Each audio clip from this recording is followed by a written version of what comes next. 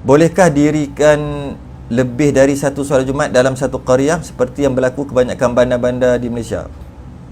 Dan bolehkah dirikan solat Jumaat? Nanti dulu. Bolehkah dirikan lebih dari satu solat Jumaat dalam satu qaryah? Sekejap. Qaryah ni banyak khilaf. Qaryah tu apa? Jadi bahasa Melayu karyah. K-A-R-I-A-H, karyah. Zaman dulu qaryah dia lain. Qaryah zaman dulu adalah bila sampai kepada sungai, itu qaryah lain dah. Yang ini semua qaryah dia.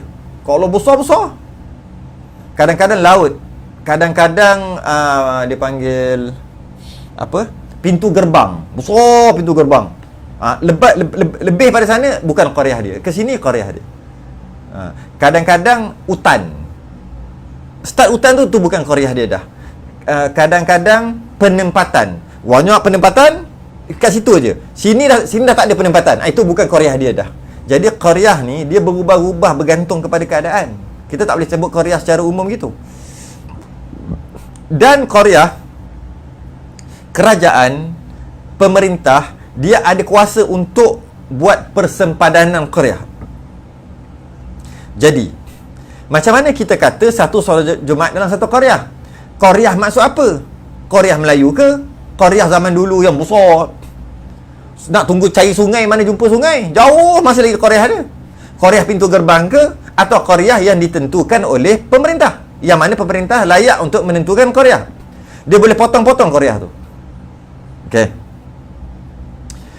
Dia kata berlaku kebanyakan bandar di Malaysia. Bandar bukan qaryah. Qaryah. Habis tu qaryah besar mana? Mudah-mudah kata pemerintah yang tentukan. Sebab tu solat Jumaat pada mazhab Syafi'i dia ada kena-mengena dengan pemerintah. Walaupun pada mazhab Hanafi dia tak kena pemerintah. Tak ada, pemerintah tak bagi pun dia boleh solat Jumaat. Dia boleh buat.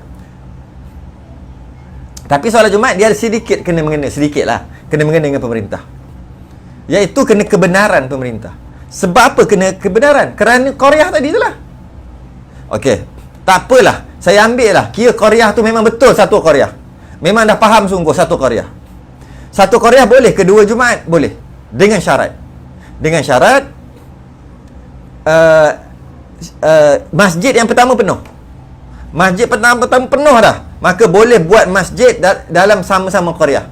Masjid satu lagi. Atau boleh buat, kalau bukan masjid pun boleh buat solat Jumaat yang satu lagi. Kerana masjid yang pertama tu penuh. Boleh. Itu pun kalau betul namanya qaryah. Takutnya kita kata tu qaryah padahal itu qaryah lain. Habis tu dekat aja 1 kilometer. Dia tak ada kena-mengena dengan kilometer qaryah tak qaryah. Habis tu dekat je. Azan sana dengar, saya dengar kat qaryah sini. Saya dengar masjid sana punya tu. Maknanya qaryah yang sama? Tak semestinya. Jadi katakanlah qaryah yang sama, satu qaryah, ada 2 sembahyang Jumaat. Boleh dengan syarat. Sembahyang Jumaat yang kedua tu, sembahyang yang kedua dibuat setelah yang pertama tu penuh. Maksudnya masjid pertama penuh baru buat yang kedua. Dan yang kedua ni, yang sembahyang yang masjid kedua ni, sembahyang Jumaat sah dua-dua. Cuma sunat sesiapa yang takbir, imam yang takbir lambat di antara dua untuk sunat solat Zuhur. Tak wajib sunat. Contohnya, satu qaryah ada 2 sembahyang Jumaat. Kemudian bila dah khutbah semua, imam qaryah yang kedua, imam masjid yang kedua ni, atau imam tempat solat Jumaat yang kedua ni takbir dulu. Selang beberapa saat baru imam yang satu lagi takbir. Maka imam yang lambat tadi, bukan imam, yang sembahyang dekat imam yang lambat takbir sembahyang Jumaat tadi, sunat sembahyang Zuhur lepas pada tu. Sunat tak wajib. Jadi pastikan kita faham betul-betul maksud qaryah. Kebanyakan berlaku di Malaysia. Tak tahulah, mungkin satu bandar tapi qaryah berbeza. Boleh jadi, wallahualam. Dan bolehkah didirikan solat Jumaat di pusat-pusat pengajian atau kem-kem tentera atau mana-mana tempat yang hampir pasti tiada permastautin di situ? Samalah juga.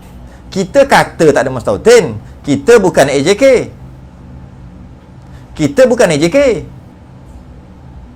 Kita tak ada kena-mengena pun kat situ. Kita cuma agak-agak.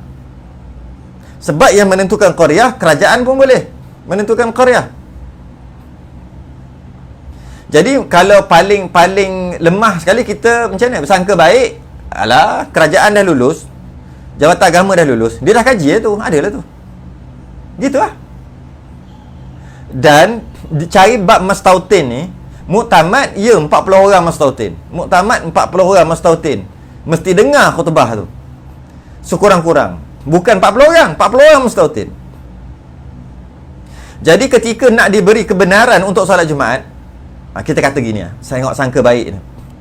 Mestilah mereka dah buat kajian. Mereka yang nak membenarkan tu. Adalah lebih 40 orang mastautin. Habis tu, kalau ada lebih 40 orang, semua tu semayang kat situ ke?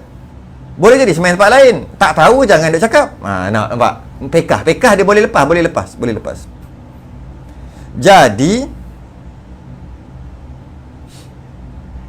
Jadi saya nak bagi contoh. Saya lukis sikit lah. Saya lukis. Contoh, kita sangka qaryah tu, qaryah itu tak ada qaryah, maksudnya kita sangka tak ada mustautin kat situ, sedangkan kerajaan kata ada. Mari saya cuba lukis sikit qaryah ni.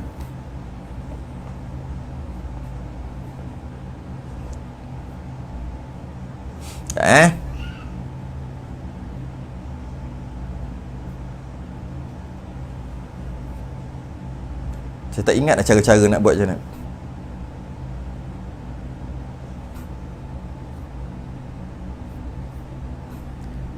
Okey. Mana?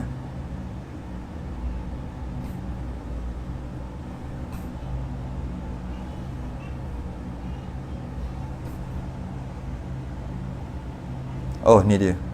Okey, mari tengok ni. Lama tak pakai. Contohnya kerajaan, pemerintah dia buat gini. Kat sini camp. Ni camp tentera. Okay, camp. Ataupun universiti, pelajar, tempat belajar, tak kisahlah. Yang kita sangka tak ada qaryah tadi. Dia punya qaryah kat sini. Wah, kecil. Sini. Ni qaryah dia. Memang kalau tengok sini asrama adalah, itulah, inilah. Memang kalau tengok tak ada orang yang mustautin kat situ. Maka kat sini ada masjid. Baru buat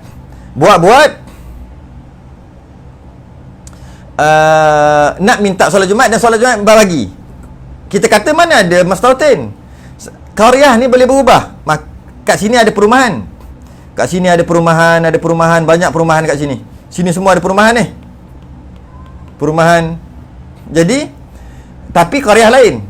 Maka kerajaan buat macam mana? Dia tukar qaryah. Dia luaskan qaryah. Contoh kat sini perumahan-perumahan tu. Sini lah jauh perumahan tu kat sini. Lepas tu buat kecil. Jauh. Jadi asalnya macam ni. Kerajaan pun buat persempadanan semula, macam pilihan raya juga.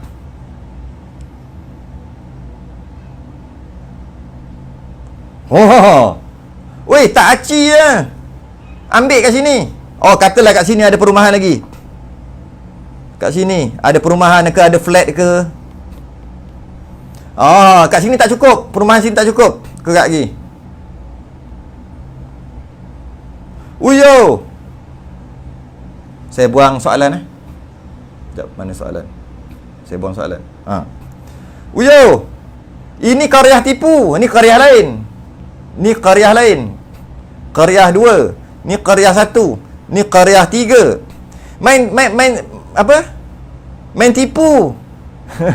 Dia buat persempadanan semula. Jadi kat sini ada mastautin ada 100 orang. Kat sini ada 40 orang mastautin. Kat sini semua mukim kat sini semua. Dia buat gini.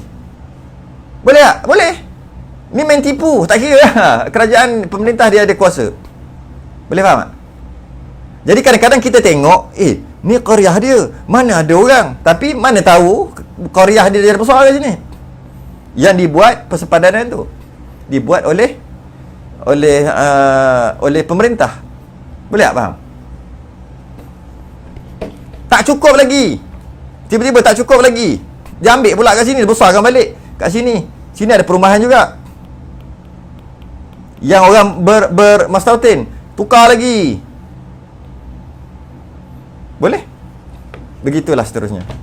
Alright.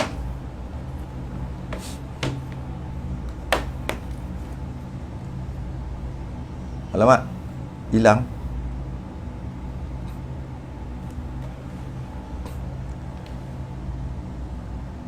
Okey. Mana soalan tadi? Soalan seterusnya.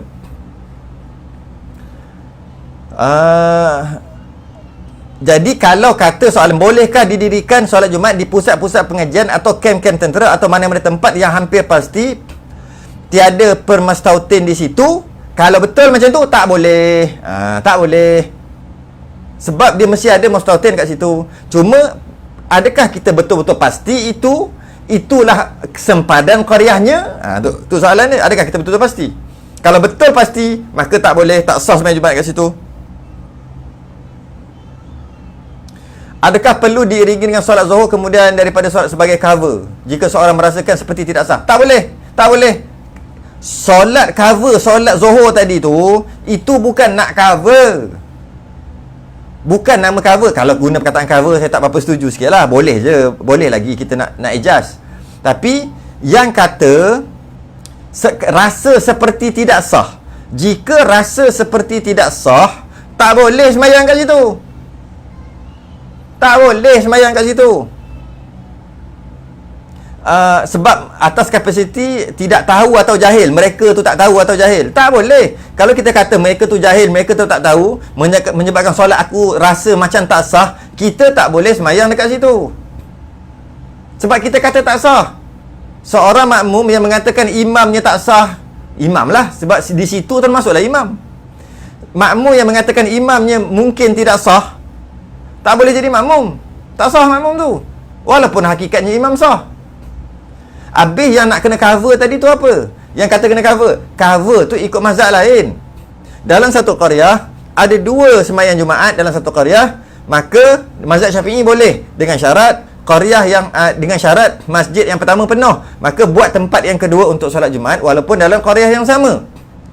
Jadi kenapa saya kata tadi yang lambat takbir, imam yang lambat takbir sunat, tak wajib. Sunat untuk sembahyang Zuhur. Itu kerana pada mazhab lain tak sah.